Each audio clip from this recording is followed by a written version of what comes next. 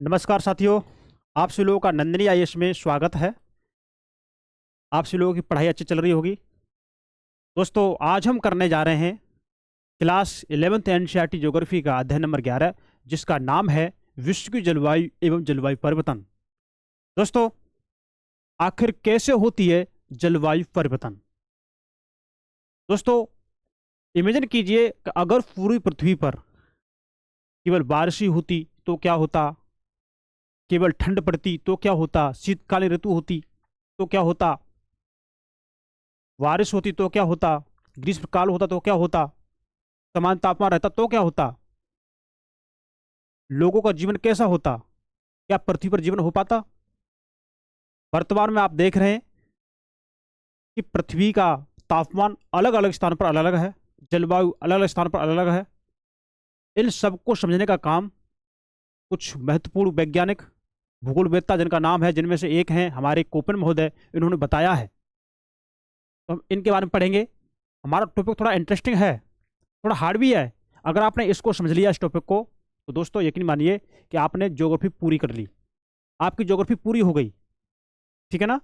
तो आप बने रहिए। तो दोस्तों, इसे शुरू करने से पहले आपसे रिक्वेस्ट है, आप हमारे नंदिनी आयुष के यूट्यूब चैनल को सब्सक्राइब जरूर करें। तो दोस्तों शेयर करें, अगर आपको वीडियो अच्छी लगती है इसे लाइक भी जरूर करें। ठीक है, चलिए शुरू करते हैं आज का इस प्यारे टॉपिक में। आप सभी लोगों का तहे दिल से पुनः स्वागत करता हूँ। तो इसे अपने दोस्तों में जरूर शेयर करें। वीडियो अगर अच्छी लगती है तो इसे लाइक भी करें। कोई अगर क्वारी है, कुछ पूछना चाहते हैं, मतलब कोई क्वेरी है, तो आप कमेंट जरूर करें। ठीक है, देखिए शुरू करते हैं कि विश्व की जलवायु का अध्ययन जलवायु संबंधी आंकड़ों एवं जानकारियों को संगठित करके किया जा सकता है। जो भी इनकी जानकारियां हैं, जो भी आंकड़े हैं, इनको संगठित करके जलवायु का अध्ययन करते हैं। देखिए, इन आंकड़ों को आसानी से समझने व उनका वर्णन और विश्लेषण करने के लिए उन्हें अपेक्षाकृत छोटी इकाइयों में बांटकर संश्लेषित किया जा सकता है। जलवायु का वर्गीकरण 3 वृहत उपगमनों द्वारा किया गया है। अब देखिए कौन कौन से हैं। आनुभविक, अनुभव के आधार पर। जननिक मतलब है किसी स्रोत से उत्पन्न होना या जन्म होना। और अनुप्रयुक्त, अनुभाविक अनुभाविक वर्गीकरण अपेक्षित किए गए विशेष रूप से तापमान एवं वर्णन से संबंधित आंकड़ों पर आधारित होता है। किससे? तापमान और इनसे जो भी वर्णन संबंधित होते हैं, इन पर आधारित होता है। जननिक वर्गीकरण जलवायु को उनके कारणों के आधार पर संगठित करने का प्रयास है। जलवायु का अनुप्रयुक्त वर्गीकरण किसी विशिष्ट उद्देश्य के लिए किया जाता है। अब देखिए, हमारे कई भूगोलवेत्ता हैं, उनमें से एक है हमारे कोपेन की जलवायु वर्गीकरण की पद्धति। कोपेन महोदय के बारे में बताया गया है, जो हमारे लिए जानना जरूरी है। और आप जब ये एनसीईआरटी आप पढ़ ही रहे हैं, जब आप एडवांस पढ़ेंगे, जब स्पेशल कोर्स करेंगे आप ज्योग्राफी का, तो इनके बारे में आप स्पेशल पढ़ेंगे अलग से। ठीक है, लेकिन वहां समझ में कब आएगा? वहां समझने से पहले जब आप एनसीईआरटी पढ़ लेते हो। ठीक है ना? देखिए, बी कोपेन द्वारा विकसित की गई जलवायु के वर्गीकरण की आनुभविक पद्धति का सबसे इनका व्यापक उपयोग किया जाता है। ठीक है, कोपेन ने वनस्पति के वितरण और जलवायु के बीच एक घनिष्ठ संबंध की पहचान की है। कोपेन महोदय ने क्या किया है कि जो भी, देखिए, जलवायु के बीच जो घनिष्ठ संबंध है, किसके बीच में? वनस्पति के वितरण। वनस्पति का वितरण किसके आधार पर होता है? वनस्पति का वितरण जलवायु के आधार पर होता है। आप देखेंगे कि जहां पूरे वर्ष लगातार बारिश होती है, वहां की वनस्पति ऊंची ऊंची होती है, बड़ी बड़ी होती हैं, पत्ते अच्छे होते हैं उनके। जहां तक वर्षा कम होती है, तापमान अधिक होता है, वहां की वनस्पति उस हिसाब से होती है। अब मरुस्थल में देख लीजिए, नागफनी तो आपने देखी होगी ना, कांटे होते उस पर क्यों होते, समझ सकते हैं।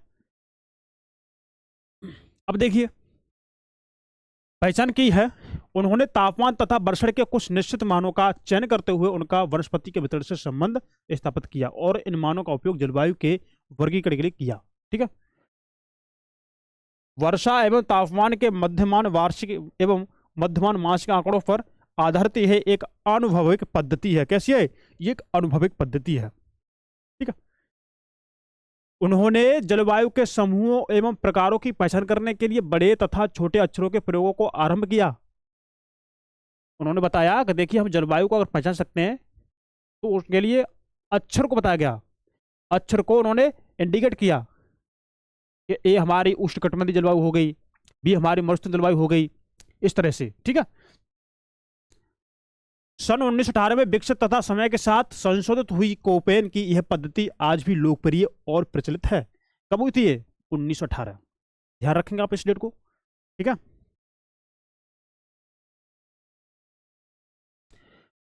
देखिए कोपेन ने 5 प्रमुख जलवायु समूह निर्धारित किए और ये समूह आपको रटे होने चाहिए। ये समूह कोपेन महोदय जो समूह आपको रटे होने चाहिए, आपके जीप पर होने चाहिए यदि आप ज्योग्राफी पढ़ रहे हैं तो। और यहाँ से आपकी यूपीएससी में क्वेश्चन पूछे गए, स्टेट पीसी में पूछा गया ऐसा क्वेश्चन, और बनने में तो पता नहीं कितने क्वेश्चन पूछे गए यहाँ से। जिसमें अगर ज्योग्राफी है, कोई भी एग्जाम हो जिसमें अगर ज्योग्राफी है तो उसमें से कोपेन महोदय का सवाल कहीं ना कहीं किसी न किसी रूप में जरूर पूछा जाता है। एक आध कोई एग्जाम में जिसमें ना पूछा गया हो, वैसे 99% यहाँ से क्वेश्चन बनते ही बनते हैं। कोपेन ने 5 प्रमुख जलवायु समूह निर्धारित किए जिनमें से 4 तापमान पर और 1 वर्षण पर आधारित है। 4 किस पर है? 4 इसमें तापमान पर आधारित है और 1 किस पर? वर्षण पर, वर्षा पर आधारित है। ध्यान रखें आप लोग। ठीक है। कोपेन के जलवायु समूह एवं उनकी विशेषताओं को साड़ी 11.1 में दिया गया है। अब देखिए मैंने क्या कहा, मैंने आपसे कहा कि कोपेन महोदय की जो भी साड़ी है, जो बनाई गई साड़ी है, इसमें साड़ी में आप देखेंगे कि इन्होंने जिसके लिए, जिस समूह के लिए जिन्होंने जिस अक्षर का उपयोग किया है वो हमें रटे होने चाहिए, हमारी जीप पर होने चाहिए। ठीक है ना। तो आइए समझते हैं इसको हम। देखिए समूह लक्षण, उष्णकटिबंधीय, उष्णकटिबंधीय को उन्होंने ए से बताया। कैसे? आप जैसे आपको उष्णकटिबंध दिखे तो समझो वो ए है कोपेन के अनुसार। लक्षण क्या होता है उष्णकटिबंध का? सभी महीनों का औसत तापमान 18 डिग्री सेल्सियस से अधिक होता है। कितना? 18 डिग्री सेल्सियस से अधिक होता है। फिर देखिए उष्णकटिबंधीय, उष्णकटिबंधीय मतलब जहां जो क्षेत्र हमारे 0 अंश अक्षांश के मध्य, मतलब 0 अंश अक्षांश है हमारा, उसके आसपास क्षेत्र, मतलब जो हमारे कर्क रेखा मकर रेखा उसके बीच का क्षेत्र जो होता है वो हमारा उष्णकटिबंधीय क्षेत्र होता है। जैसे कि हमारी, मान के चलो ये हमारी पृथ्वी है, ये हमारा 0 अंश रेखा है ना, विषुवत रेखा, और ये क्षेत्र मान के चलो हमारा ये कर्क रेखा और मकर रेखा। तो कर्क रेखा मकर रेखा बीच का क्षेत्र कौन सा होगा? हमारा उष्णकटिबंधीय क्षेत्र हो गया। ठीक है। तो उष्णकटिबंधीय क्षेत्र मतलब सभी महीनों का औसत तापमान 18 डिग्री सेल्सियस से अधिक। ठीक है ना। शुष्क जलवायु, देखो उन्होंने 20 से डिनोट किया है शुष्क जलवायु को, मतलब वर्षण की तुलना में विभव वाष्पीकरण की अधिकता, मतलब वर्षा कम होगी उससे ज्यादा उसका वाष्पीकरण हो जाता है। वर्षा की मात्रा कम, वाष्पीकरण अधिक। ये किस में आता है? हमारा शुष्क जलवायु। और इसे किससे प्रदर्शित करते हैं? इसे करते हैं बी से। ठीक है। शीतोष्ण, शीतोष्ण मतलब सर्वाधिक ठंडे महीने का औसत तापमान 3 डिग्री सेल्सियस से अधिक किंतु 18 डिग्री सेल्सियस से कम या मध्य अक्षांशीय जलवायु हो, ये होती कोष्ट शीतोष्ण जलवायु। कोष्ट, कोष्ट सी, कोष्ट मतलब सी। अरे का से सी तो बनता है, का से क्या बनता है, लेकिन यहां पर हम के नहीं, हम यहाँ पर का से हम सी सोचेंगे, का से हम सी को विचार करेंगे। मतलब कोष्ट शीतोष्ण, कोष्ट शीतोष्ण मतलब सी।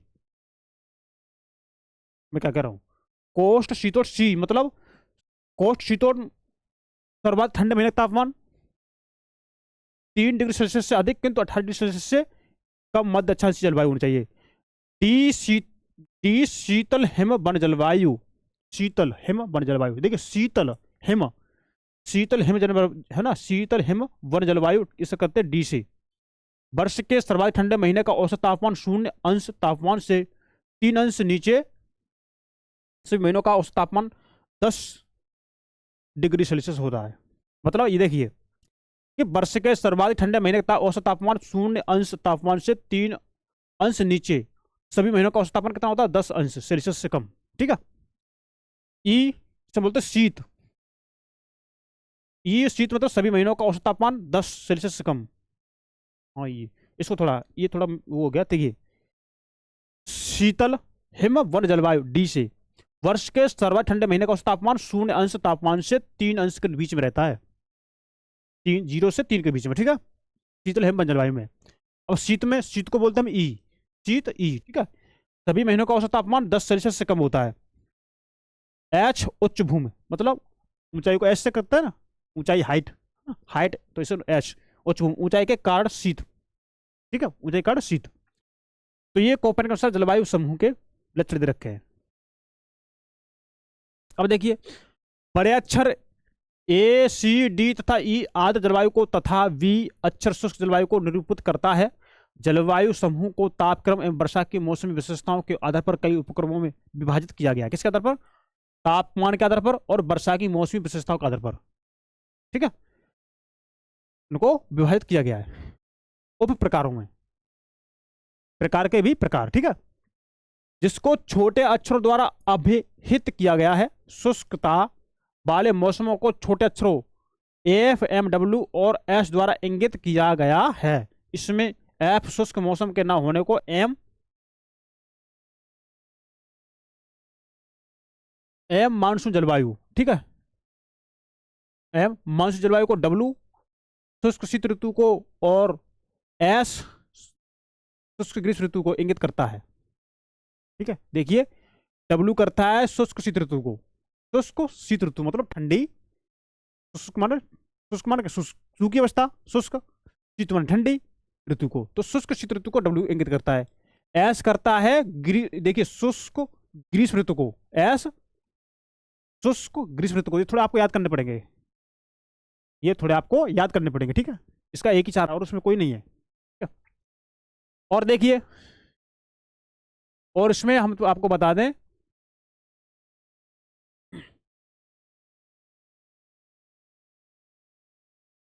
ये तो हमने आपको बता दिए कि एएफ होता है उष्णकटिबंधीय आर्द्र जलवायु, एएफ उष्णकटिबंधीय आर्द्र जलवायु, एएम उष्णकटिबंधीय मानसून जलवायु और एडब्ल्यू उष्णकटिबंधीय आर्द्र जलवायु, जिसमें शीत ऋतु शुष्क होती है, इसमें उष्णकटिबंधीय आर्द्र जलवायु में।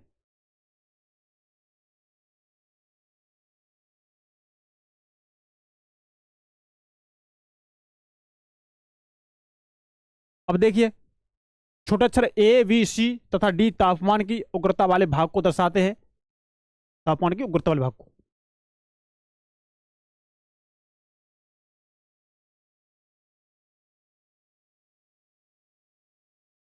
ठीक है ना। बी समूह की जलवायु को उपविभाजित करते हुए स्टेपी अथवा अर्धशुष्क के लिए एस तथा मॉइस्चर के लिए डब्ल्यू। देखिए, स्टेपी अथवा अर्धशुष्क के लिए एस और मॉइस्चर के लिए डब्ल्यू जैसे बड़े अक्षरों का प्रयोग किया गया है। जलवायु प्रकारों को साड़ी 11.2 में देखें, दिखाया गया है। जलवायु समूह एवं प्रकारों का वितरण साड़ी 11.1 में दिखाया गया है, ठीक है। अब देखिए, समूह ए उष्णकटिबंधीय जलवायु। देखिए, समूह ए में क्या दिखाया था? समूह ए में दिखाया था उष्णकटिबंधीय जलवायु।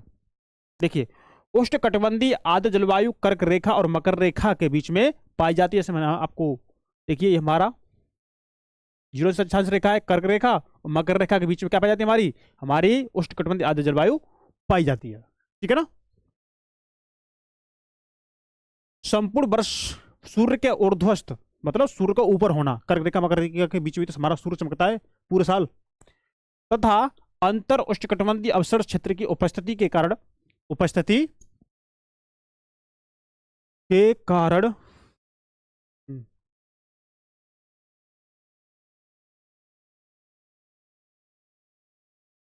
उष्णकटिबंधीय जलवायु विषुवत वृत्त के निकट पाई जाती है। इस जलवायु के प्रमुख क्षेत्र दक्षिण अमेरिका का अमेजन बेसिन, पश्चिमी विषुवत अफ्रीका, है ना,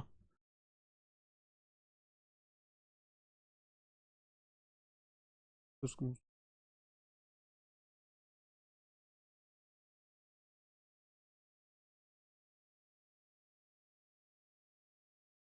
ठीक है ना। और इसको हम थोड़ा पढ़ लेते हैं, हम इसको भी पढ़ते हैं, मतलब ये हम पढ़ लेते हैं अभी थोड़ी देर में, फिर हम इसको अभी करते हैं। देखिए, और ये हमारा ये समूह ए उष्णकटिबंधीय जलवायु है ना। अब समूह ए हमारी उष्णकटिबंधीय जलवायु जब ये है, तो अब देखिए, अब यह हमारा आ गया उष्णकटिबंधीय आर्द्र जलवायु AF। ठीक है, उष्णकटिबंधीय आर्द्र जलवायु। उष्णकटिबंधीय आर्द्र जलवायु विषुवत वृत्त के निकट पाई जाती है। ये कहाँ पाई जाती है?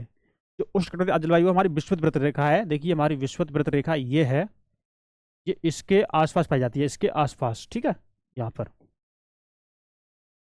इस जलवायु के प्रमुख क्षेत्र दक्षिण अमेरिका का अमेजन बेसिन। अब देखिए मैं आपको इसमें थोड़ा दिखाऊं, जो हमारी दक्षिण अमेरिका है, ये रहा, ये जो ब्राजील की बात हो रही है, यहीं पर तो अमेजन अमेजन बेसिन है ब्राजील में, जहाँ पर अमेजन नदी बहती है। ठीक है, अमेजन बेसिन पश्चिमी विषुवत अफ्रीका।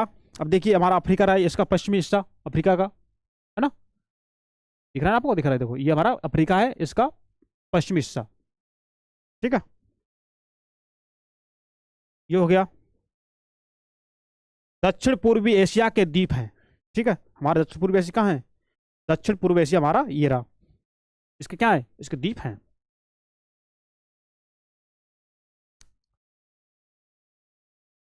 वर्ष के प्रत्येक माह में दोपहर के बाद गरज और बौछारों के साथ प्रचुर मात्रा में वर्षा होती है। तापमान समान रूप से ऊंचा और वार्षिक तापमान नगण्य होता है। किसी भी दिन अधिकतम तापमान लगभग 30 अंश सेल्सियस, 30 डिग्री सेल्सियस बोल देंगे हम उसे, है ना। न्यूनतम तापमान लगभग 20 डिग्री सेल्सियस तक होता है। इस जलवायु में सघन वितान तथा व्यापक जैव विविधता वाले उष्णकटिबंधीय सदाहरित वन पाए जाते हैं।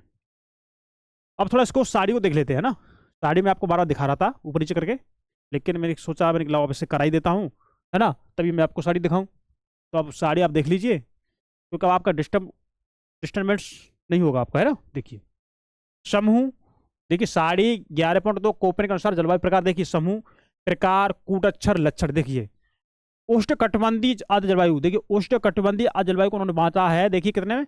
उष्णकटिबंधीय आर्द्र, ठीक है, उष्णकटिबंधीय मानसून, उष्णकटिबंधीय आर्द्र एवं शुष्क जलवायु। ठीक है ना। अब देखिए उष्णकटिबंधीय आर्द्र जलवायु को उन्होंने AF से दर्शाया, किससे? AF से, और जिसका लक्षण है कोई शुष्क ऋतु नहीं, कोई शुष्क ऋतु नहीं। अब देखिए उष्णकटिबंधीय मानसून को AM से, देखो ये सब आपको याद करने पड़ेंगे, ये सब आपको याद करने पड़ेंगे। ठीक है, लक्षण मानसून लघु शुष्क ऋतु।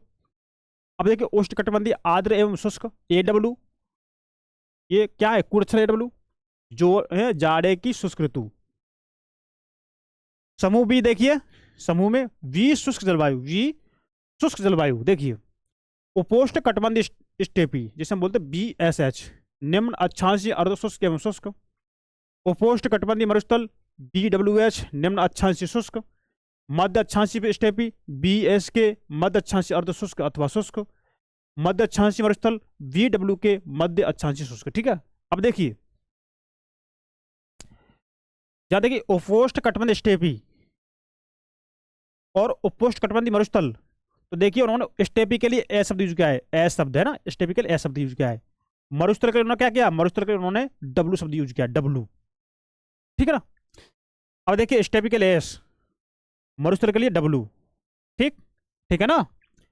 अब देखिए यहां पर उष्णकटिबंधीय आर्द्र जलवायु में क्या किया? उष्णकटिबंधीय आर्द्र जलवायु में देखिए उन्होंने उष्णकटिबंधीय के लिए तो उन्होंने ए लिखा है, उष्णकटिबंधीय के लिए उन्होंने ए लिखा है, आर्द्र के लिए उन्होंने F लिखा है। उष्णकटिबंधीय के लिए उन्होंने ए लिखा है, मानसून के लिए उन्होंने M लिखा है। ठीक, उष्णकटिबंधीय आर्द्र के लिए उन्होंने ए लिखा है, शुष्क के लिए उन्होंने W लिखा है। तो देखिए शुष्क के लिए हम क्या लिखते हैं? शुष्क के लिए हम W लिखते हैं, मरुस्थल के लिए हम W लिखते हैं, मानसून के लिए हम M लिखते हैं, मानसून के लिए हम M लिखते हैं, और आर्द्र के लिए हम ए लिखते हैं। ठीक है, आर्द्र या उष्णकटिबंधीय के लिए हम ए लिखते हैं। देखिए आर्द्र के लिए तो हम F लिखते हैं, आर्द्र के लिए हम F लिखते हैं, मानसून के लिए हम M लिखते हैं, और शुष्क के लिए हम W लिखते हैं, और उष्णकटिबंधीय के लिए तो हम ए लिख ही आ रहे हैं। ठीक है, अब देखिए B हमारा क्या है? B हमारा है शुष्क जलवायु। तो इन्होंने B के लिए, तो देखिए इन्होंने B के लिए इन्होंने क्या किया है? इन्होंने B के लिए तो B किया है उन्होंने शुष्क जलवायु के लिए। ठीक है, V मतलब अगर B आए समझो ये शुष्क जलवायु की बात हो रही है। अब उन्होंने देखिए शुष्क होता कहाँ? हमारा उपोष्ण कटिबंधीय क्षेत्रों में। कहाँ होता? उपोष्ण कटिबंधीय क्षेत्रों में। ठीक है, 30 अंश से ऊपर, थोड़ा 30 अंश से लेके 40 अंश के बीच के क्षेत्र होता है ना, उत्तरी अक्षांश के बीच में। 30 से लेकर के आप मान लीजिए 50 तक आसपास के क्षेत्र में, है ना।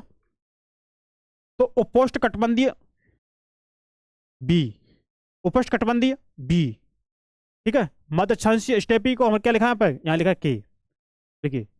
और आप देखेंगे मध्य अक्षांशीय मरुस्थल को के,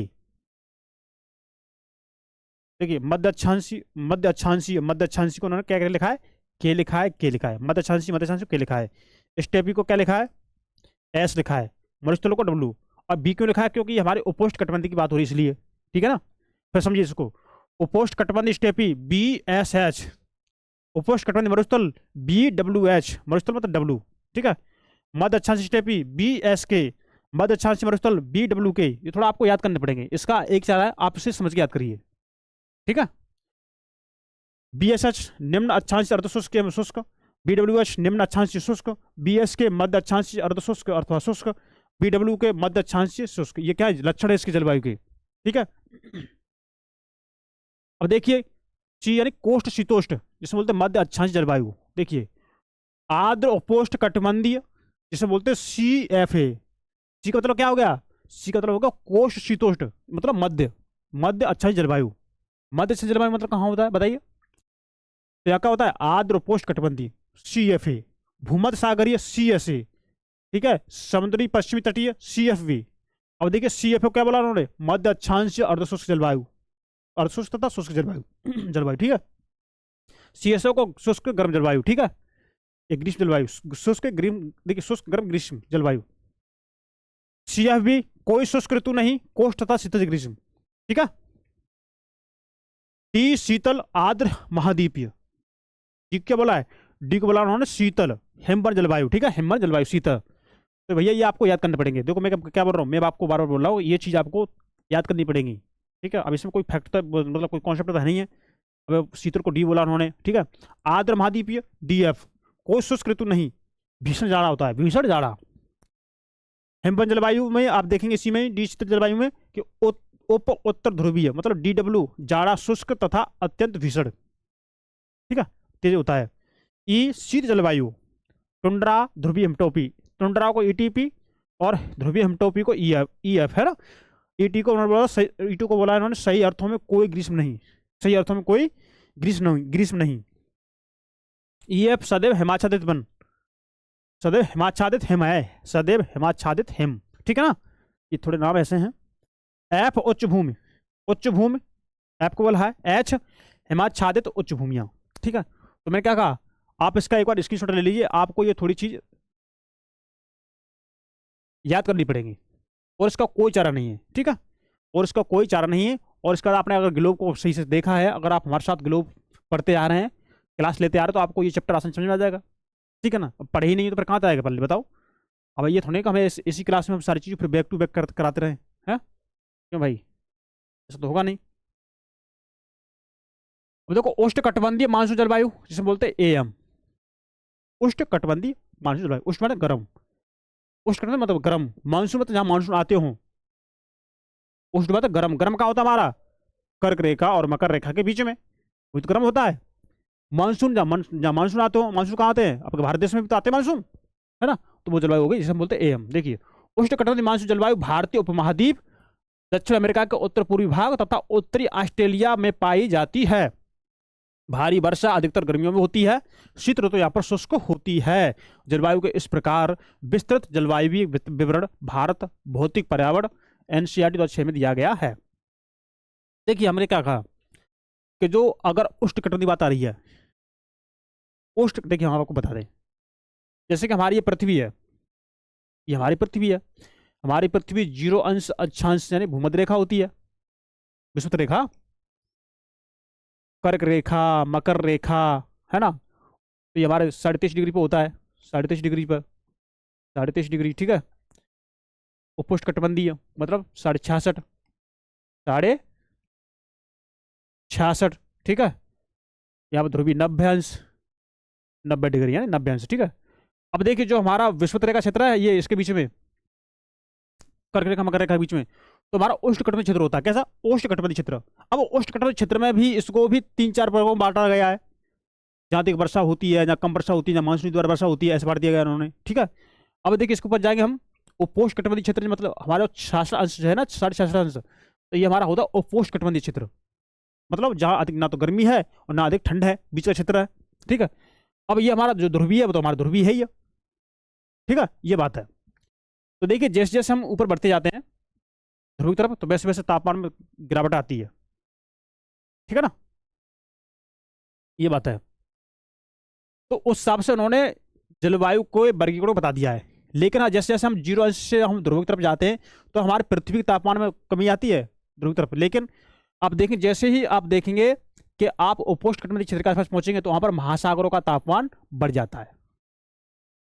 ठीक है, फिर ये जब ध्रुव की तरफ फिर करेंगे, जाएंगे ध्रुव की तरफ, तो फिर उसका फिर तापमान कम होता जाता है। मतलब जैसे आप 0 अंश अक्षांश से लेकर के आप ध्रुव की तरफ जाएंगे, तो जैसे आप जा रहे हैं, तो बात करें सागर जल की, तो आप सागर जल को जब उपोष्ण कटिबंधीय क्षेत्र जो होते हैं वहां पर आप देखेंगे क्या होगा, जब मरुस्थल वगैरह पाए जाते हैं वहां पर क्या होगा, सागर का तापमान ज्यादा होता है। इतना सागर का तापमान आपके भूमध्य रेखा के पास नहीं होगा, इतना ध्रुवीय क्षेत्र के पास नहीं होगा, जितना आपके उपोष्ण कटिबंधीय क्षेत्र यानी क्या होगा, मध्य अक्षांश क्षेत्र पर अधिक होगा। उपोष्ण कटिबंधीय क्षेत्र को हम बोलते हैं मध्य अक्षांशी भाग, वहां पर तापमान अधिक होता है। क्यों? यहाँ तो बारिश अधिक मात्रा में होती रहती है, अधिक मात्रा में बारिश होती रहती है, तो यहाँ पानी नया पुराना होता रहता है, तापमान सही, मतलब जल का तापमान सही रहता है, यहाँ ठंडा रहता है। लेकिन यहाँ तो भैया बारिश ही नहीं हो पाती है समय समय पर, तो यहाँ पर गर्मी अधिक होती है सागरों में। ठीक है ना, ये बात है। अब देखिए उष्ण कटिबंधीय आर्द्र एवं शुष्क जलवायु, जैसे हम बोलते हैं AW। उष्ण कटिबंधीय मतलब गर्मी, आर्द्र मन जिसमें नमी हो, एवं शुष्क जलवायु जो नमी हो और शुष्क हो, वर्षा भी होती हो और सूखी भी होती हो, शुष्क भी रहती हो। कर्क रेखा मकर रेखा बीच का क्षेत्र। देखिए उष्णकटिबंधीय आर्द्र एवं शुष्क जलवायु AF प्रकार के जलवायु प्रदेशों के उत्तर एवं दक्षिण में पाई जाती है। इसकी सीमा महाद्वीपों के पश्चिमी भाग में शुष्क जलवायु के साथ और पूर्वी भाग में CF तथा CW प्रकार की जलवायु के साथ पाई जाती है। विस्तृत AW जलवायु दक्षिण अमेरिका में स्थित ब्राजील के वनों के उत्तर और दक्षिण में, बोलिविया और पेरागुए के निकटवर्ती भागों में तथा सूडान और मध्य अफ्रीका के दक्षिण में पाई जाती है। ठीक है, तो हमने आपसे कहा कि अपने पास अगर मैप रखे होंगे तो देखो, अगर ऐसा अगर टॉपिक आता है तो आप अपने पास मैप रखिए अपने सामने। सूडान की बात आ गई, अब देखो कहाँ है, मध्य अफ्रीका कहाँ पर पड़ रहा है बताइए, कहाँ है मध्य अफ्रीका है, पेरागुए है ना, बोलिविया कहाँ पर बताओ। इन सर्च को अपने मैप में देखिए, तो देखिए कहाँ इनकी बात हो रही है, तो आपको चीज़ें क्रिस्टल क्लियर होंगी। देखो ये अगर आपको रट के याद हो जाए नहीं होगा, ये आप समझेंगे, समझने का काम आपका है। हम तो आपको यहाँ बता रहे, समझा रहे हैं कि आप अपने पास एक मैप रखिए तो देखिए कौन सी किस जगह की बात कहाँ हो रही है, तभी तो आपको पल्ले पड़ेगा। और देखिए इस जलवायु में वार्षिक वर्षा AF तथा AM जलवायु प्रकारों की अपेक्षा काफी कम तथा विचरणशील है। आर्द्र ऋतु छोटी और शुष्क ऋतु भीषण व लंबी होती है। तापमान वर्ष भर ऊंचा रहता है और शुष्क ऋतु में दैनिक तापमान सर्वाधिक होते हैं। इस जलवायु में पर्णपाती वन और पेड़ों से ढकी घास भूमियां पाई जाती हैं। ठीक है ना। अब देखिए शुष्क जलवायु, जिसे हम बोलते हैं B से। शुष्क जलवायु की विशेषता अत्यंत न्यून वर्षा है। शुष्क मान सूखी, ठीक है, जब वर्षा कम होती है, होती ही नहीं है ना, होती है फिर होती ही नहीं है, कम होती है। देखिए जो पादपों की वृद्धि के लिए पर्याप्त नहीं होती, अब जो न्यूनतम वर्षा होती है वहां से अब बताओ वर्ष वर्ष वनस्पति कैसे उग जाएंगे। यह जलवायु पृथ्वी के बहुत बड़े भाग पर पाई जाती है, जो विषुवत वृत्त से 15 अंश से लेकर 60 अंश उत्तर व दक्षिणी अक्षांशों के बीच विस्तृत है। मतलब हमारी ये पृथ्वी है और हमारी पृथ्वी में देखिए हमारे बीच में क्या भूमध्य रेखा है, और भूमध्य रेखा से देखिए 15 अंश उत्तर और 15 दक्षिण से लेकर के 60 अंश दक्षिण अक्षांश है ना, 15 से 60 दक्षिण और 15 से लेकर 60 अंश उत्तर अक्षांश के बीच में यहाँ पर यहाँ इस बीच में ये वनस्पति यहाँ पर पाई जाती है। मतलब कम ऊंची वनस्पति, मतलब यहाँ पर कैसी जलवायु है, हमारे यहाँ पर जलवायु शुष्क जलवायु 15 से लेकर 60 अंश के बीच में उत्तरी दक्षिणी भागों में। ठीक है, 15 अंश से लेकर 30 अंश के निम्न अक्षांशों में यह उपोष्ण कटिबंधीय उच्च वायुदाब क्षेत्र में पाई जाती है, जहां तापमान का अवतरण और उत्क्रमण वर्षा नहीं होने देते। ठीक है, महाद्वीपों के पश्चिमी भाग देखिए तापमान का अवतरण मतलब यह है कि नीचे तापमान कैसा होगा, नीचे तापमान हमारा कैसा होगा, ठंडा, ऊपर गर्म, वर्षा नहीं होगी। अगर हमारा नीचे तापमान गर्म होगा पृथ्वी के समीप अगर हमारा तापमान गर्म होगा और ऊपर जैसे बढ़ोगे तो तापमान ठंडा हो जाएगा तो वर्षा हो जाएगी। लेकिन जब हमारा तापमान पृथ्वी पास ही ठंडा है, ऊपर गर्म हो रहा है, तो वर्षा कहाँ से होगी? जब तापमान ठंडा है तो हमारा जल वाष्पित तो होगा ही नहीं, तो वर्षा होगी कैसे बताइए? ये बात उन्होंने कह रखी है, ठीक है।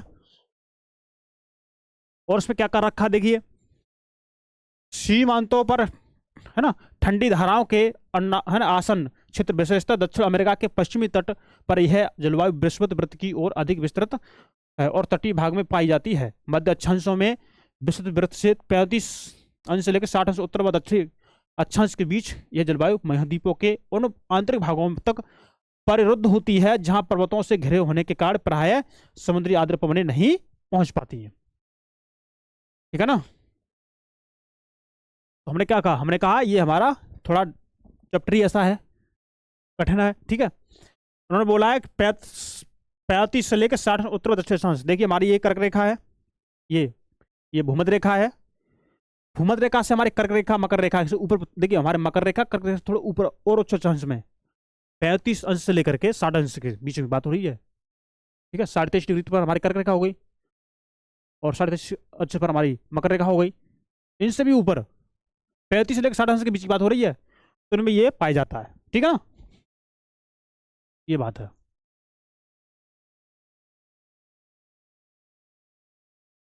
शुष्क जलवायु को स्टेपी अथवा अर्धशुष्क जलवायु बीएस और मरुस्थल जलवायु वीडब्ल्यू में विभाजित किया जाता है। इसे आगे 15 अंश से लेकर 35 अंश अक्षांशों के बीच उपोष्ण कटिबंधीय स्टेपी बीएसएच और उपोष्ण कटिबंधीय मरुस्थल बीडब्ल्यूएच में बांटा जाता है।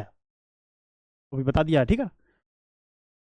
35 अंश और 60 अंश अक्षांशों के बीच इससे मध्य अक्षांशीय स्टेपी बीएस के तथा मध्य अक्षांशीय मरुस्थल बीडब्ल्यू के रूप में विभाजित किया जाता है। तो ये सारी बात कहाँ समझ आएंगे? ये सारी बात जो आप साड़ी है ना, ये वाली, ये आपको याद होनी चाहिए। बस इन्हीं की बात हो रही है, बीएसएच बीडब्ल्यूएच है ना, बीएस के बीडब्ल्यू के, इनकी बात हो रही है। यही बात उन्होंने यहाँ नीचे लिख दी है, ठीक है। तो आपको ये साड़ी रटी होनी चाहिए। मतलब ये तो देखो, ये तो आपको याद करना पड़ेगा, ये डाटा आपको याद करना पड़ेगा। इसके लिए हम कुछ नहीं कर सकते, हम बस ना कर सकते हैं कि आपको एक बार पढ़ा दिया, वीडियो आप एक बार और देख लेना, ठीक है। जब आप एडवांस में जाओगे तो उसको एक बार और पढ़ा दिया जाएगा, इतना हो सकता है। वैसे कोपेन की अलग से 2 क्लास लगती हैं वैसे समझने के लिए। ऑप्शन में तो ये 5 क्लास में जाता है, अरे तो ये बात है। अब वही 1 घंटे में है ना, 1-2 घंटे में वही हिसाब है। एनसीईआरटी पढ़ रहे हो तो एनसीईआरटी जैसा ही इसमें बताया गया है, इसमें कोई कॉन्सेप्ट बताया नहीं गया। तो फिर भी अब आपको आसान कर रहे हैं हर चीज को, है ना। उपोष्ण कटिबंधीय स्टेपी बीएसएच एवं उपोष्ण कटिबंधीय मरुस्थल बीडब्ल्यूएच जलवायु उपोष्ण कटिबंधीय स्टेपी बीएसएच एवं उपोष्ण कटिबंधीय मरुस्थल बीडब्ल्यूएच जलवायु में वर्षण और तापमान के लक्षण एक समान होते हैं। क्या होते हैं? इनमें लक्षण कैसे होते हैं? इनमें लक्षण एक समान होते हैं, याद रखिए, ये तो आपको याद करना पड़ेगा। आर्द्र एवं शुष्क जलवायु के संक्रमण क्षेत्र में अवस्थित होने के कारण उपोष्ण कटिबंधीय स्टेपी जलवायु में मरुस्थल जलवायु की अपेक्षा वर्षा थोड़ी ज्यादा होती है, जो विरल घास भूमियों के लिए पर्याप्त होती है। वर्षा दोनों ही जलवायु में परिवर्तनशील होती है। कैसे परिवर्तनशीलता होती है? वर्षा की परिवर्तनशीलता मरुस्थल की अपेक्षा स्टेपी जीवन को अधिक प्रभावित करती है। क्या? वर्षा की परिवर्तनशीलता मरुस्थल की अपेक्षा स्टेपी में जीवन को अधिक प्रभावित करती है। इससे कई बार अकाल की स्थिति पैदा हो जाती है। देखिए कैसे, मरुस्थलों में वर्षा थोड़ी किंतु गरज के साथ तीव्र बौछार के रूप में होती है, जो मृदा में नमी पैदा करने में अप्रभावी सिद्ध होती है। वर्षा तो होती है, गरज मतलब बादल भी गरजेंगे, वर्षा भी होगी, तेज होगी, लेकिन वो वर्षा जो होती है वो बौछार के रूप में होती है। अब इतनी बौछार से क्या होगा भैया? सालों से प्यासा वो जगह है, थोड़ी बूढ़ी बूंदों से क्या होगा? अब बताओ। ठंडी धाराओं देखो, ठंडी धाराओं तापमान लगते तटीय मरुस्थलों में कोहरा एवं आम बात है।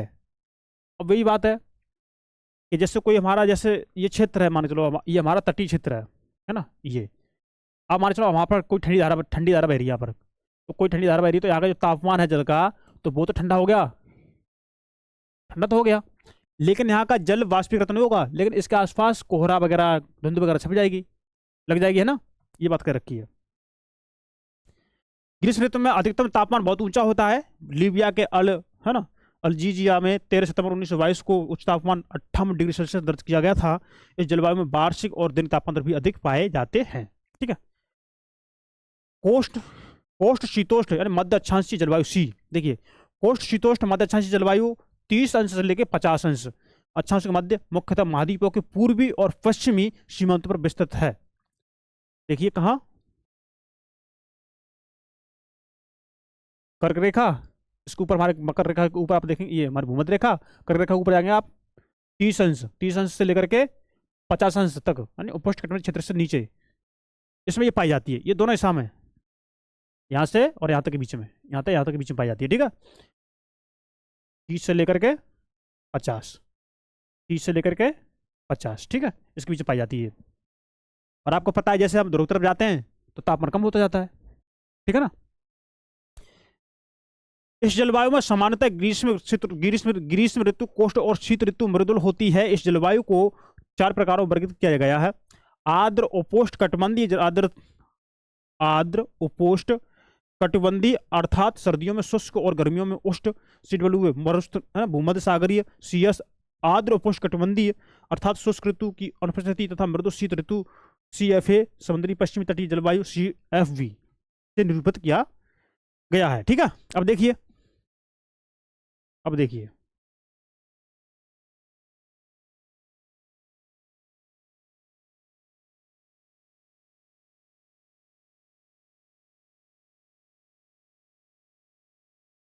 कहाँ जा रहा है ये, देख रहे हो, देखो आर्द्र उपोष्ण कटिबंधीय जलवायु CWA, आर्द्र उपोष्ण कटिबंधीय जलवायु कर्क और मकर रेखा से ध्रुवों की ओर मुख्यतः भारत के उत्तरी मैदानों और दक्षिण चीन के आंतरिक मैदानों में पाई जाती का दक्षिण चीन में। ठीक है। यह जलवायु AW जलवायु जैसी ही है, केवल इतना अपवाद है कि इसमें सर्दियों का तापमान कोष्ठ होता है। कैसा होता है? कोष्ठ होता है, मतलब थोड़ी गर्माहट हो, मतलब थोड़ा गुनगुना टाइप में, गुनगुने टाइप में हो, मतलब ज्यादा गर्म ना हो ज्यादा ठंडा ना हो, बीच का तापमान। ठीक है, सहनीय है ना। भूमध्य सागर जलवायु CS, जैसा कि नाम से स्पष्ट है कि भूमध्य सागर जलवायु भूमध्य सागर के चारों ओर तथा उपोष्ण कटिबंध से 30 अंश से लेकर 40 अंश अक्षांश के बीच महाद्वीपों के पश्चिमी तट के साथ पाई जाती है। मध्य कैलिफोर्निया, मध्य चिली तथा ऑस्ट्रेलिया के दक्षिणी पूर्वी और दक्षिण पश्चिमी तट इसके उदाहरण है। ये क्षेत्र ग्रीष्म ऋतु में उपोष्ण कटिबंधीय उच्च जलवायु दाब, शीत ऋतु में पछुआ पवनों के प्रभाव में आ जाते हैं। इस प्रकार उष्ण व शुष्क गर्मियों तथा मृदु व वर्षायुक्त सर्दियां इस जलवायु की विशेषताएं हैं। ग्रीष्म ऋतु में औसत मासिक तापमान 25 डिग्री सेल्सियस के आसपास तथा शीत ऋतु में 10 डिग्री सेल्सियस से कम रहता है। वार्षिक वर्षा 35 से 90 सेंटीमीटर के बीच होता है। ठीक है। तो जो आपके भूमध्य सागर की जलवायु है, देखिए हम आपको बता दें, जो हमारा ये ग्लोब है ना, ग्लोब, तो आप देखेंगे हमारा ग्लोब है, इसमें हमारा मेडिटेरियन सी पाया जाता है भूमध्य सागर। तो जो आपके टर्की है ना, यूक्रेन, ये टर्की, अल्जीरिया, लीबिया और ये आपका ये स्पेन, इनको जोड़ रहा है ये वाला। तो आपके ये 30 से लेकर के ये 30 अंश से लेकर के 40 अंश के बीच में क्षेत्र है ये। तो इसी जलवायु के बारे में बताया गया है उन्होंने। ठीक है, इस जलवायु के बारे में उन्होंने बताया है। अब यही है कि भाई अब इन्हें एक एक चैप्टर करने में टाइम लगता है। अब इन्होंने एनसीईआरटी में एक बार बता दिया है, तो वो हिसाब से हो रही है, तो उसमें काम ही ऐसा लग रहा है ना। आर्द्र उपोष्ण कटिबंधीय जलवायु CFA, आर्द्र उपोष्ण कटिबंधीय जलवायु उपोष्ण कटिबंधीय अक्षांशों महाद्वीपों के पूर्वी भागों में पाई जाती है। इस प्रदेश में वायु राशियां प्राय अस्थिर रहती हैं और पूरे वर्ष वर्षा करती है। यह जलवायु पूर्वी संयुक्त राज्य अमेरिका, दक्षिण तथा पूर्वी चीन, दक्षिणी जापान, उत्तर पूर्वी अर्जेंटीना, तटीय दक्षिण अफ्रीका और ऑस्ट्रेलिया के पूर्वी तट पर पाई जाती है।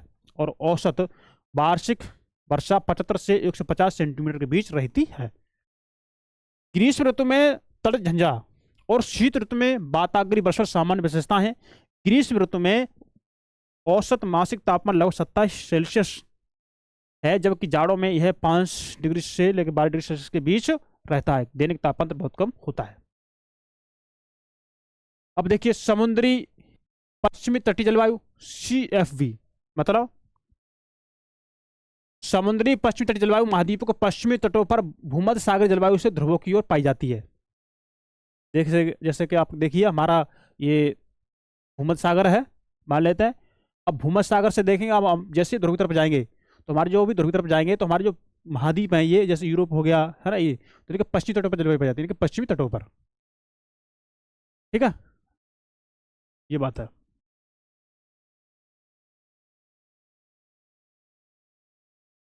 आगे देखिए, इस जलवायु के प्रमुख क्षेत्र हैं उत्तर पश्चिमी यूरोप, उत्तरी अमेरिका का पश्चिमी तट, उत्तरी कैलिफोर्निया, दक्षिण चिली, दक्षिण है ना, दक्षिण पूर्वी ऑस्ट्रेलिया और न्यूजीलैंड। यहाँ समुद्री प्रभाव के कारण तापमान मध्यम होता है। कैसा होता है? मध्यम होता है तापमान। और शीत ऋतु में अपने अक्षांश की तुलना में कोष्ठ होते हैं।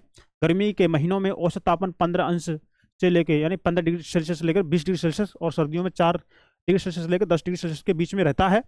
और वार्षिक और दैनिक तापमान तर कम पाया जाता है। बरसात साल भर होती है, लेकिन यह सर्दियों में अधिक होती है। बरसात 50 सेंटीमीटर से लेकर 250 सेंटीमीटर के बीच यहाँ घटती बढ़ती रहती है। अब देखिए शीत हिम वन जलवायु जिसे बोलते हैं डी। ठीक है, देखिए शीत हिम वन जलवायु उत्तरी गोलार्ध में 40 से लेकर 70 अंश अक्षांश के बीच में यूरोप, एशिया और उत्तर अमेरिका के विस्तृत महाद्वीपों के क्षेत्रों में पाई जाती है। ठीक है, 40 अंश से लेकर 70 अंश के बीच, मतलब कर्क रेखा मकर रेखा थोड़े ऊपर जा करके, और थोड़ा उपोष्ण क्षेत्र है, थोड़े उस तक ऊपर जाएंगे। देखिए ये हमारी अच्छा 0 अंश अक्षांश रेखा है, 0 अंश कर्क रेखा मकर रेखा, इससे थोड़ा ऊपर जाएंगे यहाँ से। और हमारे यहाँ पर होता है उपोष्ण क्षेत्र, यहाँ से जो 60 में होता है ना, इससे थोड़ा ऊपर जाएंगे, यहाँ से यहाँ तक बीच का क्षेत्र पाया जाता है। ईस्ट की बात हो रही है, 40 अंश से लेकर 70 अंश के बीच में। ठीक है, शीत हिमवन जलवायु को 2 प्रकारों में विभक्त किया जाता है। डीएफ आर्द्र जाड़ों से युक्त ठंडी जलवायु, डीडब्ल्यू शुष्क जाड़ों से युक्त ठंडी जलवायु। उच्च अक्षांशों में सर्दी की उग्रता अधिक मुखर होती है। ठीक है, आर्द्र जाड़ों से युक्त ठंडी जलवायु मतलब डीएफ, डीएफ है ना। आर्द्र जाड़ों से युक्त ठंडी जलवायु समुद्री पश्चिमी तटीय जलवायु और मध्य अक्षांश से स्टेप जलवायु से ध्रुवों की ओर पाई जाती है। कहां पर? ध्रुवों की ओर पाई जाती है। जब जाड़े ठंडे और बर्फीले होते हैं तो सारमुक्त ऋतु छोटी होती है, वार्षिक तापमांतर अधिक होता है, मौसमी परिवर्तन आकस्मिक और अल्पकालिक होते हैं, ध्रुवों की और सर्दियां अधिक उग्र होती हैं। ये तो बात सही है कि ध्रुव की तरफ सर्दियां और ठंडी होंगी। शुष्क जाड़ों में देखिए, शुष्क जाड़ों से युक्त ठंडी जलवायु, शुष्क जाड़ों से युक्त ठंडी जलवायु मतलब डीडब्ल्यू। अब ये क्या है? ये वही दिखा रहा है जो हमने साड़ी में देखे थे। अब उन्हीं बातों को ये एक्सप्लेन कर रहा है। क्या कर रहा है? एक्सप्लेन कर रहा है ये, बस लिख लिख करके ना। शुष्क जाड़ों से युक्त ठंडी जलवायु मुख्यतः उत्तर पूर्वी एशिया में पाई जाती है। कहां पर? उत्तर पूर्वी एशिया। ये हमारा एशिया है, इसका उत्तरी हिस्सा और पूर्वी हिस्सा यहाँ पाई जाती है, यहाँ पर। ठीक है ना। जाड़ों में प्रति चक्रवात का स्पष्ट विकास तथा ग्रीष्म ऋतु में उसका कमजोर पड़ना इस क्षेत्र में पवनों के प्रत्यावर्तन की मानसून जैसी दशाएं उत्पन्न करते हैं। ध्रुवों की ओर गर्मियों में तापमान कम होते हैं और जाड़ों में तापमान अत्यंत न्यून हो जाते हैं। जाड़ों में तापमान क्या होते हैं? अत्यंत न्यूनतम हो जाते हैं। कुछ स्थान तो ऐसे भी है जहां वर्षा के 7 महीने तक तापमान हिमांक बिंदु से कम रहता है। वार्षिक वर्षा कम होती है, जो 12 से लेके 15 सेंटीमीटर के बीच होती है। कितने? 12 से 15, बहुत ही कम होती है ना, बहुत ही कम होती है। अब देखिए ध्रुवीय जलवायु जिसे बोलते हैं ई, जो ध्रुवों पर होती है। ध्रुव कहाँ पर होती है? अब इसकी बात आ रही है, इसकी देखो है, इसकी बात आ रही है ध्रुवों की, इसकी ध्रुवों की, यहाँ की जलवायु। ठीक है, यहाँ की जलवायु। ध्रुवीय जलवायु 17 अंश अक्षांश से पूरे, देखिए ध्रुवीय जलवायु 17 अंश अक्षांश से परे ध्रुवों की ओर पाई जाती। कहां पर? ध्रुवों की तरफ। जैसे हमारा मान चलो हमारा ये क्या है, जैसे 1 मिनट,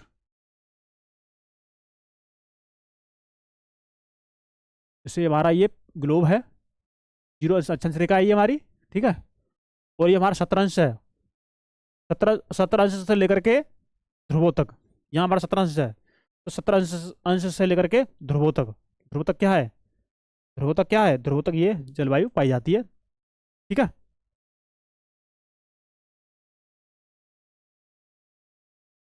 ठीक, यहाँ पाई जाती है, यहाँ। ठीक है, 17 से 90 के बीच में। ठीक है, और यहाँ का तापमान कैसा होता है? ठंडा होता है, यही बात है। ध्रुवीय जलवायु 2 प्रकार की होती है, टुंड्रा ईटी तथा हेमटोपी ईएफ। ठीक है, ये बात है। टुंड्रा जलवायु जैसे बोलते हैं ईटी। टुंड्रा जलवायु का नाम काई, लाइकान तथा पुष्पी पादप जैसे छोटे वनस्पति प्रकारों के आधार पर रखा गया है। यह स्थायी तुषार का प्रदेश है। कैसा तुषार पड़ता है? स्थायी, परमानेंटली रूप में, ठीक है, जिसमें अधोभूमि स्थायी रूप से जमी रहती है। लघु वर्धन काल और जलाक्रांति छोटी वनस्पति का ही पोषण कर पाते हैं। ग्रीष्म ऋतु में टुंड्रा प्रदेशों में दिन के प्रकाश की अवधि लंबी होती है। क्या होती है? दिन के प्रकाश की अवधि कैसी होती है? लंबी होती है। हेमटोप जलवायु, ये बोलते हैं हम इसे, EF है ना। अब देखिए, हेमटोप जलवायु ग्रीनलैंड और अंटार्कटिका के आंतरिक भागों में पाई जाती है। कहाँ? ग्रीनलैंड और अंटार्कटिका के जो आंतरिक भाग है उसमें ये पाई जाती है, ठीक है। गर्मियों में भी तापमान हिमांक से नीचे रहता है। यहाँ पर इतने ठंडे होते हैं ये। इस क्षेत्र में वर्षा थोड़ी मात्रा में होती है तो सार एवं हिम एकत्रित होती जाती है, जिनका बढ़ता हुआ दबाव हिम परतों को विकृत कर देता है। हिम परतों के ये टुकड़े आर्कटिक एवं अंटार्कटिक जल में खिसक कर प्लावी हिमशैलों के रूप में ये तैरने लगते हैं, ठीक है। अंटार्कटिक में 79 दक्षिण अक्षांश पर प्लेट ट्यूब स्टेशन पर भी यही जलवायु पाई जाती है। अब देखिए, उच्च भूमि जलवायु जैसे हम बोलते हैं F जलवायु, ठीक है। तो दोस्तों, हमारा लास्ट बचा है जलवायु के बारे में, है ना। तो थोड़ा आपको ये लग रहा होगा, हाँ सर ये बहुत बोरियत है, हमें बोरिंग हो रही है, मतलब हमारा माइंड उब रहा है, भाई चैप्टर ही ऐसा है, क्या करें बताओ, हम क्या कर सकते हैं? समझा सकते हैं आपको, समझा रहे हैं हम आपको, पढ़ा भी रहे, है ना। आपको हम ग्लोब बता भी रहे कि जलवायु यहाँ पर, आपकी जलवायु यहाँ पाई जाती है, ठीक है। और जब आपकी इसकी जब विस्तार से क्लास लगेगी ना, ये 3-4 क्लासों में होगा ये टॉपिक, 3 क्लासों में विस्तार से, फिर आपको एक एक बिंदु समझ में आएगा, है ना। तो आप एनसीईआरटी है तो आप इसे, फिर भी हम आपको कुछ एडवांस चीज़ हम आपको लेके बता रहे हैं, ठीक है। उच्च भूमि जलवायु जैसे हम बोलते हैं F। उच्च भूमि जलवायु भौम्य आकृति द्वारा नियंत्रित होती है। उच्च पर्वतों में थोड़ी थोड़ी दूरियों में मध्यमान तापमान में भारी परिवर्तन पाए जाते हैं। उच्च भूमियों में वर्षण के प्रकारों व उनकी गहनता में भी स्थानिक अंतर पाए जाते हैं। पर्वतीय वातावरण में ऊंचाई के साथ जलवायु प्रदेशों की विस्तारित ऊर्ध्वाधर कटिबंध पाए जाते हैं। दोस्तों, कैसी लग रही क्लास आपको? देखो, कोई डाउट, मतलब आपके मन में कोई भी डाउट आ रहा है, सर हमें पल्ले नहीं पड़ रहा, ये लिख के भेज दो, या तो सर हमें पल्ले नहीं पड़ रहा, क्लास अच्छी नहीं लग रही, ये लिख के भेज दो, क्लास अच्छी लग रही है, आप ये लिख के भेज दो। मतलब आपके मन में जो भी डाउट है, जो आपको बाहर आए मन में, आप लिख के भेज दो बेझिझक। कम से कम उसको पढ़ के कुछ तो चेंज कर पाएंगे हम, ठीक है। तो देखिए, जो चैप्टर कठिन होता है वो होता है। तो हमारी पूरी ज्योग्राफी में हमारा चैप्टर कठिन था, और हमने आपको बताया हमारी पूरी ज्योग्राफी में और सारी चीज आसान है। और आप ये भी समझ लोगे इसी में, जब से आप 1-2 बार कर लोगे समझ जाओगे, ठीक है ना। अपने पास क्या रखोगे? अपने पास ग्लोब रखोगे, ग्लोब मत रखो, अपने पास मैप रखो वर्ल्ड का, ठीक है। पूरे उसके विश्व का मैप रखो आप, और उसमें आप देखो कि हमने ये बताया कि हम जैसे जैसे ध्रुवों से 0 अंश से लेकर ध्रुव तरफ जाते हैं, चाहे ऊपर जाएं उत्तर दिशा में, चाहे दक्षिणी दिशा में जाएं, दक्षिण की ओर, चाहे उत्तर की ओर, चाहे दक्षिण की ओर, तो तापमान कम होते जाता है, तापमान कम होते जाता है, ठीक है। अब उष्ण कटिबंध क्षेत्रों में भी उन्होंने कई जलवायु बता दी, ठीक है। तो ये तो भैया आपको थोड़ा याद करनी पड़ेगी, ये तो आपको थोड़ा याद करनी पड़ेगी, और आप जब इसको बारह करोगे तो अपने आप ये समझ में आ जाएगा, ठीक है। अब देखिए, उन्होंने इसी एनसीईआरटी में, इसी क्लास 6 में आप देखेंगे, ये क्लास 11th के एनसीईआरटी में, क्लास 11th के एनसीईआरटी में 11 अध्याय में इसी चैप्टर में जलवायु परिवर्तन भी चेंज कर दिया, जलवायु परिवर्तन को भी इसमें बता दिया। देखो इसे पढ़ो, ठीक है। देख पढ़ते हैं इसे हम। जिस प्रकार की जलवायु का अनुभव हम अब कर रहे हैं वह थोड़े बहुत उतार चढ़ाव के साथ विगत 10,000 वर्षों से अनुभव की जा रही है। कितने? 10,000 वर्षों से अनुभव की जा रही है। अपने प्रादुर्भाव से ही पृथ्वी ने जलवायु में अनेक परिवर्तन देखे हैं, ठीक है। भूगर्भिक अभिलेखों से हिमयुगों और अंतर हिमयुगों में क्रमशः परिवर्तन की प्रक्रिया परिलक्षित होती हैं। क्या होती है? परिवर्तन की प्रक्रिया परिलक्षित होती हैं। भू आकृतिक लक्षण विशिष्ट ऊंचाइयों तथा उच्च ऊंचाइयों या उच्च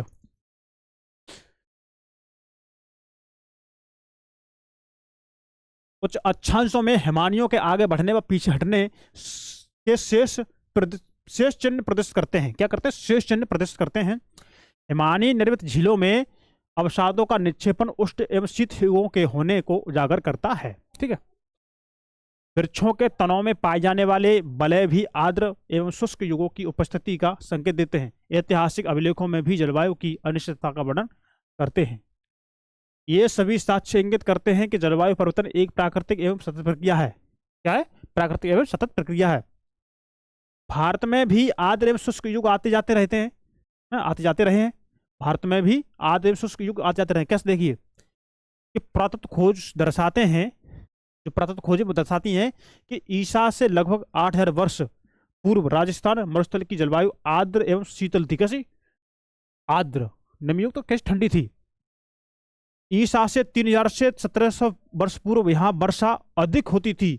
लगभग 2000 से 1700 वर्ष ईसा पूर्व यहाँ क्षेत्र हड़प्पा संस्कृति का केंद्र था। शुष्क दशाएं तभी से गहन हुई। मतलब शुष्क जो राजस्थान है वो तभी से शुष्क हुआ है। कब से? जब हड़प्पा संस्कृति का केंद्र था तब। ठीक है। लगभग 50 करोड़ से 30 करोड़ वर्ष पहले भूवैज्ञानिक काल के कैम्ब्रियन, ऑर्डोविशियन तथा सिल्यूरियन युगों में पृथ्वी गर्म थी। ठीक है। प्लीस्टोसीन युगांतर के दौरान हिमयुग और अंतर हिमयुग अवधियां रही हैं। अंतिम प्रमुख हिमयुग आज से 18,000 वर्ष पूर्व था। वर्तमान अंतर हिमयुग 10,000 वर्ष पूर्व आरंभ हुआ था। ठीक है। अब देखिए अभिनव, है ना, अभिनव पूर्व काल में जलवायु। सभी कालों में जलवायु परिवर्तन होते रहे हैं। हर काल में बताएं कि सभी कालों में जलवायु परिवर्तन होते रहे हैं। पिछली शताब्दी के 90 के दशक में चरम मौसमी घटनाएं घटित हुई हैं। 1990 के दशक में शताब्दी का सबसे गर्म तापमान और विश्व में सबसे भयंकर बाढ़ों को दर्ज किया है। सहारा मरुस्थल के दक्षिण में स्थित साहेल प्रदेश 1967 से 1977 के दौरान आया विनाशकारी सूखा ऐसा ही है एक परिवर्तन था। क्या था? एक ऐसा ही परिवर्तन था। 1930 के दशक में संयुक्त राज्य अमेरिका के बृहत मैदान के दक्षिण पश्चिमी भाग में, जिसे धूल का कटोरा कहा जाता। क्या? धूल का कटोरा। भीषण सूखा पड़ा। फसलों की उपज अथवा फसलों के विनाश, बाढ़ों तथा लोगों के प्रवास संबंधी ऐतिहासिक अभिलेख परिवर्तनशील जलवायु के प्रभाव के बारे में बताते हैं। अब देखिए इसमें क्या लिखा है कि यूरोप अनेक बार उष्ण, आर्द्र, शीत एवं शुष्क युगों से गुजरा है। कौन? यूरोप। ये पिछली बात बता रहे हैं कि जलवायु कैसे परिवर्तित हुई थी, आज कैसे हुई, यहाँ तक आप आइए। ठीक है। इनमें से महत्वपूर्ण प्रसंग 10वीं और 11वीं शताब्दी की उष्ण एवं शुष्क दशाओं हैं, जिनमें वाइकिंग कबीले ग्रीनलैंड में जो बसे थे। यूरोप ने सन 1550 से 1850 के दौरान लघु हिमयुग, क्या? लघु हिमयुग का अनुभव किया है। छोटे से समय रहा होगा जहां बर्फबारी रही होगी, तो उसने कहा लघु हिमयुग, लघु हिमयुग। 1850 से लेकर 1940 तक विश्व के तापमान में वृद्धि की प्रवृत्ति पाई गई है। 1840 से लेकर 1940 तक। देखो आपको दिमाग में नहीं चढ़ रहा हो मत चढ़ाओ, अगर आपके दिमाग में ये नहीं जा रहा हो तो मत करो। ठीक है। मतलब इसकी डेटों को मत थोड़ा ध्यान रखो सर क्या बता रहे हैं। पर लेकर ये अब है तो है भाई। अब इसमें आप बताओ हम इसको कैसे कॉन्सेप्ट कर सकते हैं। जो कॉन्सेप्ट हम आपको बता रहे हैं, हिमयुग मतलब जो बर्फ का युग, मतलब जिस समय सर्दियां दिख रही होगी, छोटा लघु छोटा बताइए हमने आपको। ठीक है। अब ये समय पीरियड भैया ये तो आपको याद रखना पड़ेगा जैसा लिखा है। हमको सबको याद करना पड़ता है ये तो 1850 से लेकर के 1940 तक विश्व के तापमान में वृद्धि की प्रवृत्ति पाई गई है। 1940 के बाद तापमान में वृद्धि की दर घटी है। देखिए जलवायु परिवर्तन के कारण, देखिए जलवायु परिवर्तन के अनेक कारण हैं। इन्हें खगोलीय और पार्थिव कारणों में वर्गीकृत किया जा सकता है। खगोलीय कारणों का संबंध और कलंकों की गतिविधियों से उत्पन्न सौर की निर्गत ऊर्जा में परिवर्तन से है। ठीक है। सौर कलंक सूर्य पर काले धब्बे होते हैं। क्या होता है सौर कलंक? सौर कलंक पे क्या होता है? सूर्य पर काले काले धब्बे होते हैं। सूर्य है, इस पर क्या होगा? इस पर काले काले धब्बे होंगे, सौर कलंक। ठीक है। जो एक चक्रीय ढंग से घटते बढ़ते रहते हैं। ये घटते भी है बढ़ते भी रहते हैं एक चक्कर के रूप में, चक्रीय ढंग से। ठीक है। कुछ मौसम वैज्ञानिकों के अनुसार सौर कलंकों की संख्या बढ़ने पर मौसम ठंडा और आर्द्र हो जाता है। उन्होंने कहा है वैज्ञानिकों ने कि जैसे इस पर सूर्य पर सौर कलंक बढ़ेंगे तो इससे मौसम ठंडा होगा और आर्द्र हो जाएगा और तूफान संख्या बढ़ जाती है। सौर कलंकों की संख्या घटने से क्या होता है? उष्ण एवं शुष्क दशाएं उत्पन्न होती है, गर्म दशाएं उत्पन्न होती है। सौर कलंकों की संख्या जैसे घटी तैसी दशाएं गर्म उत्पन्न हुई। यद्यपि यह खोजें आंकड़ों की दृष्टि से महत्वपूर्ण नहीं है। देखिए एक अन्य खगोल सिद्धांत मिलेकोविच दोलन है। क्या है? एक अन्य खगोल सिद्धांत जिसका नाम क्या है? जिसका नाम है मिलेकोविच दोलन, जो सूर्य के चारों पृथ्वी के कच्चे लक्षणों में बदलाव के चक्रों, पृथ्वी की डगमगाहट तथा पृथ्वी के अच्छी झुकाव में परिवर्तनों के बारे में अनुमान लगाते हैं। पृथ्वी का सूर्य चक्कर लगा रही है, कहीं अपने अच्छे से भटक जाती है या डगमगा जाती है, तो इसका ये अनुमान लगाते हैं। ये सभी कारक सूर्य से प्राप्त होने वाली सूर्यातप में परिवर्तन ला देते हैं। क्या करते हैं? सूर्य ताप से होने वाले जो सूर्य तप है ना, उस परिवर्तन ला देते हैं, जिसका प्रभाव जलवायु पर पड़ता है। ये बोल रहे हैं कि जैसे सूर्य का चक्कर पृथ्वी लगाती है तो अपने अक्ष पर ये कभी डगमगा जाती है ना, या कभी थोड़ा विस्थापित हो जाती है, ये उन्होंने बोला है, इसका अनुमान लगाया है। तो इससे सूर्य ताप से, सूर्य से जो भी हमें सूर्य ताप मिलता है तो इसका प्रभाव हमारी पृथ्वी पर पड़ता है, ये उन्होंने कहा है। इससे जलवायु बनती बिगड़ती है। जलवायु, देखिए ज्वालामुखी क्रिया जलवायु परिवर्तन का एक अन्य कारण है। ज्वालामुखी उद्भेदन वायुमंडल में बड़ी मात्रा में एरोसोल फेंक देता है। क्या फेंक देता है? एरोसोल, इसको ध्यान रखेंगे, ठीक है। ये एरोसोल लंबे समय तक वायुमंडल में विद्यमान रहता है, लंबे समय तक, और पृथ्वी की सतह पर पहुंचने वाले सौर विकिरण को कम कर देते हैं। ये जो पृथ्वी सतह पर जो सौर विकिरण है उसको ये कम कर देते हैं आने के लिए। हाल ही में हुए पिनाटोवा तथा देखिए एल सियोर ज्वालामुखी उद्भेदन के बाद पृथ्वी का औसत तापमान कुछ हद तक गिर गया था। मतलब पृथ्वी का तापमान कुछ था, क्या हो गया था, वो गिर गया था। जलवायु पर पड़ने वाला सबसे महत्वपूर्ण मानवोद्भवी कारण वायुमंडल में ग्रीन हाउस गैसों का बढ़ता सांद्रण है। इससे भूमंडलीय ऊष्मन हो सकता है। देखिए मानवोद्भवी मतलब मानव के द्वारा उत्पन्न किया हुआ, ठीक है। देखिए भूमंडलीय ऊष्मन मतलब, देखिए ग्रीन हाउस गैसों की उपस्थिति कारण वायुमंडल एक ग्रीन हाउस की भांति व्यवहार करता है और वायुमंडल प्रवेशी सौर विकिरण का पारेषण भी करता है, किंतु पृथ्वी की सतह से ऊपर की ओर उत्सर्जित होने वाली अधिकतम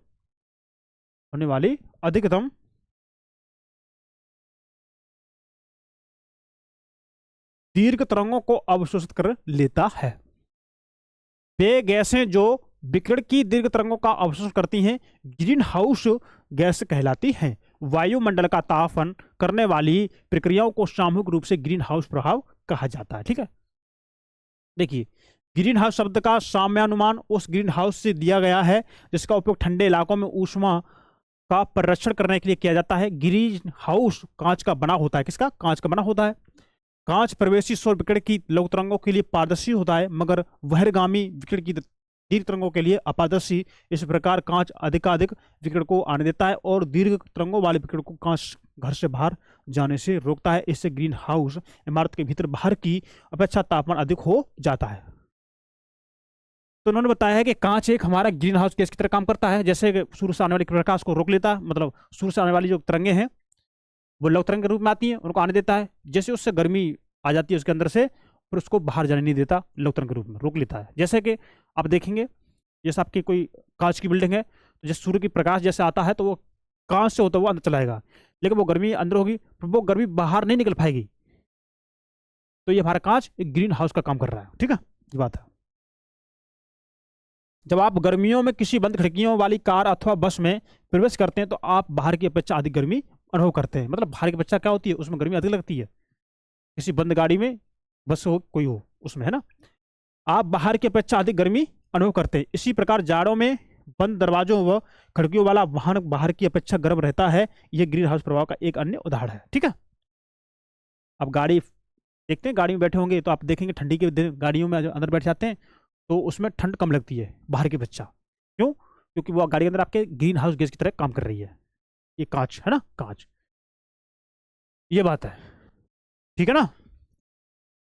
ग्रीन हाउस गैसें, देखिए वर्तमान में चिंता का कारण बनी मुख्य ग्रीन हाउस गैसें कार्बन डाइऑक्साइड, CO2 है ना, क्लोरोफ्लोरोकार्बन्स, CFCS है ना, methane, CH4, nitrous oxide, N2O और ओजोन O3 है। कुछ अन्य गैसें जैसे कि नाइट्रिक ऑक्साइड NO और कार्बन मोनोऑक्साइड CO, ये नाम याद कर लीजिए, ये नाम दे देगा। बताओ इनमें कौन सी ये ग्रीन हाउस गैस नहीं है ना, या कौन सी है? आसानी से ग्रीन हाउस गैसों से प्रतिक्रिया करती हैं और वायुमंडल में अनेक सांद्रण को प्रभावित करती हैं। किसी भी ग्रीन हाउस गैस का प्रभाव इसके सांद्रण में वृद्धि के परिणाम वायुमंडल में इसके जीवन काल तथा इसके द्वारा अवशोषित विकिरण की तरंग लंबाई पर निर्भर करता है, ठीक है।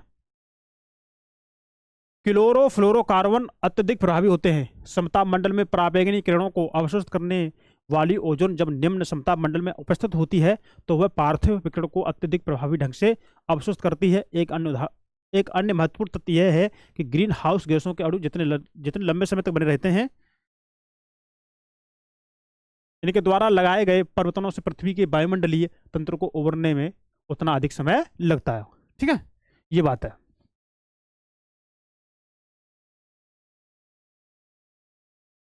वायुमंडल में उपस्थित ग्रीन हाउस गैसों में सबसे अधिक सांद्र कार्बन डाइऑक्साइड का है, किसका? CO2 का। CO2 का उत्सर्जन मुख्यतः जीवाश्म ईंधनों जैसे तेल, गैस एवं कोयला के दहन से होता है। तो इनसे क्या होती है? इनसे CO2 बढ़ती है वायुमंडल में।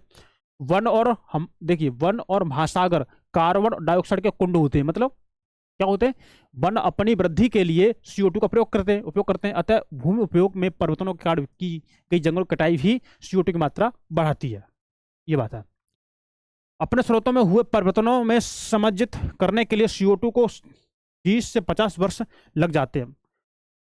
अगर एक बार CO2 बढ़ जाए ना वायुमंडल में, तो इसको पुनः द्वारा समायोजित करने में, मतलब न्यूनतम होने में 20 से लेकर 50 वर्ष का समय लग जाता है। देख लीजिए, यह लगभग 0.5% की वार्षिक दर से बढ़ रही है। हर साल 0.5% की दर से बढ़ रही है। जलवायु भी मॉडलों में जलवायु में होने वाले परिवर्तनों का आकलन CO2 की मात्रा को पूर्व औद्योगिक स्तर से दोगुना करके किया जाता है। ये बात है। नीचे कुछ है। अब देखिए, क्लोरोफ्लोरोकार्बन। क्या? क्लोरोफ्लोरोकार्बन। देखिए, क्लोरोफ्लोरोकार्बन मानवीय गतिविधियों से पैदा होते हैं। ओजोन समता मंडल में उपस्थित होती है, जहां पराबैंगनी किरणों ऑक्सीजन को ओजोन में बदल देती हैं। क्या? पराबैंगनी किरणें।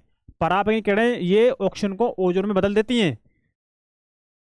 इससे पराबैंगनी किरणें पृथ्वी की सतह पर नहीं पहुंच पाती हैं। समता मंडल में बाहित होने वाली ग्रीन हाउस गैसें भी ओजोन को नष्ट कर देती हैं। ये दिक्कत है। ठीक है ना। ओजोन का सबसे अधिक ह्रास अंटार्कटिका के ऊपर हुआ है। समता मंडल में ओजोन के संदर्भ का ह्रास ओजोन छिद्र कहलाता है। यह छिद्र पराबैंगनी किरणों को क्षोभमंडल से गुजरने देता है। वायुमंडल में ग्रीन हाउस गैसों उत्सर्जन को कम करने के लिए अंतर्राष्ट्रीय स्तर पर प्रयास किए गए हैं। इनमें से सबसे महत्वपूर्ण क्योटो प्रोटोकॉल है, जिसकी घोषणा सन 1997 में की गई थी। कब? 1997 में। सन 2005 में प्रभावी हुई इस उद्घोषणा का 141 देशों ने अनुमोदन किया है। कितने? 141 देशों ने। ये आप याद रखेंगे। क्योटो प्रोटोकॉल ने 35 औद्योगिक राष्ट्रों को परिबद्ध किया कि वे सन 1990 के उत्सर्जन स्तर में वर्ष 2012 तक 5% की कमी लाएं। क्या करें? 5% की कमी लाएं। तो हमें क्या करना है? 2012 तक क्या करना है? 5% की कमी लाएं। तो ये मतलब थोड़ा पुराना डाटा हो गया। कैसा पुराना? वायुमंडल में ग्रीन हाउस गैसों के सांद्रण में वृद्धि की प्रवृत्ति आगे चलकर पृथ्वी को गर्म कर सकती है। क्या कर सकती है? ये पृथ्वी को गर्म कर सकती है। और क्या हो सकता है फिर?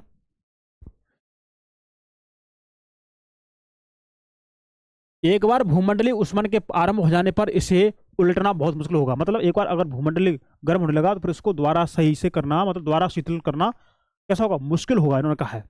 भूमंडलीय उष्मन का प्रभाव हर जगह एक समान नहीं हो सकता। तथापि भूमंडलीय उष्मन के दुष्प्रभाव जीवन पोषक तंत्र को प्रभावित कर सकते हैं। करेंगे ही भाई। जब पृथ्वी का ग्लोबलाइजेशन हो, मतलब पृथ्वी का तापमान बढ़ेगा, तो पृथ्वी का तापमान बढ़ेगा तो क्या होगा? ये जीवन को प्रभावित कर सकते हैं। हिमटोपिया व हिमनदियों के पिघलने से ऊंचा उठा समुद्री जल का स्तर और समुद्र का ऊष्मीय विस्तार तटीय क्षेत्र के विस्तृत भागों और द्वीपों को अप्लावित कर सकता है। मतलब उनमें बाढ़ आ सकती है। ठीक है। इससे नासामाजिक समस्या उत्पन्न होंगी। विश्व समुदाय के लिए यह गहरी चिंता का एक और विषय है। ग्रीन हाउस गैसों के उत्सर्जन को नियंत्रित करने और भूमंडलीय ऊष्मन की प्रवृत्ति को रोकने के लिए प्रयास आरंभ हो चुके हैं। हमें आशा है कि विश्व समुदाय इस चुनौती का प्रत्युत्तर देगा और एक ऐसी जीवन शैली को अपनाएगा। कैसी जीवन शैली को? देखिए, जिससे आने वाली पीढ़ियों के लिए यह संसार रहने के लायक रह सकेगा। ये बात है। आज भूमंडलीय ऊष्मन विश्व की प्रमुख चिंताओं में से एक है। आइए देखें कि दर्ज तापमानों के आधार पर यह कितना गर्म हो चुका है। पृथ्वी के धरातल के निकट वायु का औसत वार्षिक तापमान लगभग 14 डिग्री सेल्सियस है। ठीक है। तापमान की बढ़ने की प्रवृत्ति 20वीं शताब्दी में दिखाई दी। 20वीं शताब्दी में सबसे अधिक तापमान 2 अवधियों में हुआ, 1901 से 44 और 1977 से 99। ठीक है। इन दोनों में से प्रत्येक, ठीक है, इन दोनों अवधियों के बीच थोड़ा, हाँ, इन दोनों में से प्रत्येक अवधि में भूमंडलीय ऊष्मन 0.4 डिग्री सेल्सियस तक बढ़ा। इन दोनों अवधियों के बीच थोड़ा शीतलन भी हुआ। और जो उत्तरी गोलार्ध में अधिक चिन्हित था। 20वीं शताब्दी के अंत में औसत वार्षिक तापमान का वैश्विक अध्याय 19वीं शताब्दी में दर्ज किए गए तापमान में 0.6 डिग्री सेल्सियस अधिक था। 1856 से 2000 के दौरान सबसे गर्म साल अंतिम दशक में दर्ज किया गया था। सन 1998 में संभवतः न केवल 20वीं शताब्दी का बल्कि पूरी सहस्राब्दी का सबसे गर्म वर्ष था ये। ठीक है, तो ये उन्होंने बता दी पुरानी बातें। ये पुरानी बातें हमें इस पर थोड़ा ध्यान ना दें तो कोई बात नहीं, हमें तो अपनी करंट की बातें ध्यान करनी है ना, करंट की। आप इससे अपने जोड़िए करंट से। तो आज के लिए हम इतना रखते हैं, मिलते हैं नेक्स्ट क्लास में। और हमें उम्मीद है कि आपको ये टॉपिक समझ में आया हो। अगर टॉपिक आपको समझ में नहीं आया हो तो आप कमेंट करें, वैसे हमने अपने पूरे प्रयास किया है समझाने को। ठीक है, तो दोस्तों आज इतना रखते हैं, मिलते हैं नेक्स्ट क्लास में नेक्स्ट टॉपिक के साथ। तब तक नमस्कार, थैंक यू, धन्यवाद, गुड बाय।